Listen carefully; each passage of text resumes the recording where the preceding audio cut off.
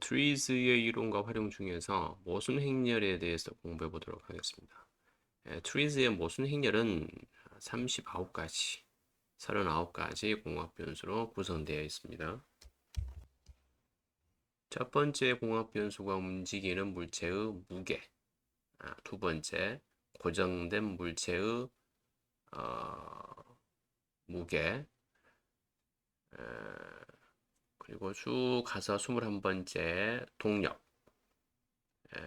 그리고 39번째 생산성, 이렇게 39가지 공학 변수가 있습니다.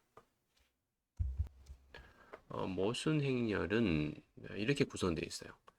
39가지 표준 특징과 40가지의 발명 원리가 서로 상호작용을 하도록 특징 지어져 있죠. 여기서 표준 특징은 길이, 부피, 힘, 속도 등과 같은 공학적 모수로 구성됩니다. 이 모순 행렬에서 좌측에는 좋아지는 특징, 즉 개선하려는 표준 특징들이 있고요.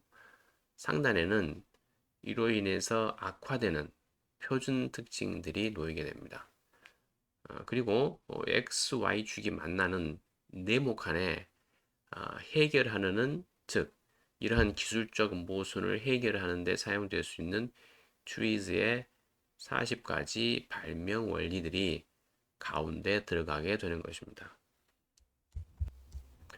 모순 행렬은 이와 같이 도식화가 됩니다. 다시 말해서 X축의 39가지 변수, 개선되는 요소들입니다.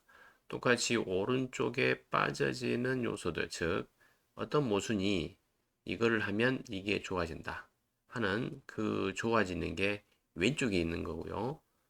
그러나 이것을 하면 나빠지는 부분이 이거다. 이게 오른쪽에 놓이게 되는 겁니다.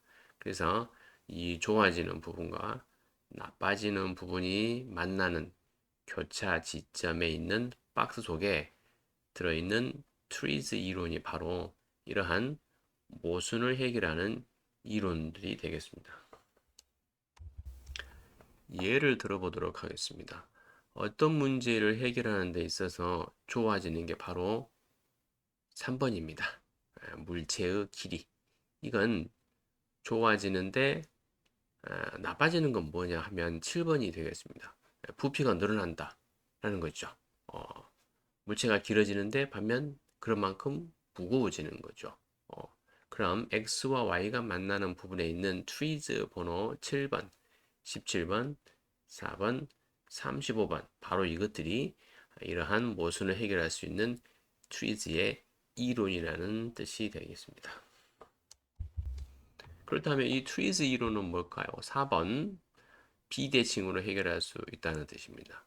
7번 포개기, 17번 차원 변경, 35번 속성 변화, 이런 걸 통해서 바로 X, Y 축의 모순을 해결할 수 있다. 이게 모순 행렬을 이용한 트리즈 번호를 찾아내는 것이고요. 바로 이 트리즈 번호 이론을 하나하나 대입해서 문제를 풀도록 시도를 해보는 겁니다.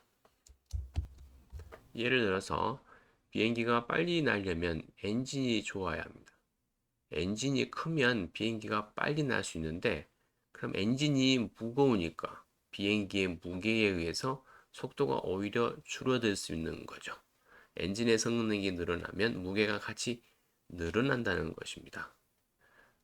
두 번째 사례는 비행기의 바퀴와 비행기의 속도입니다.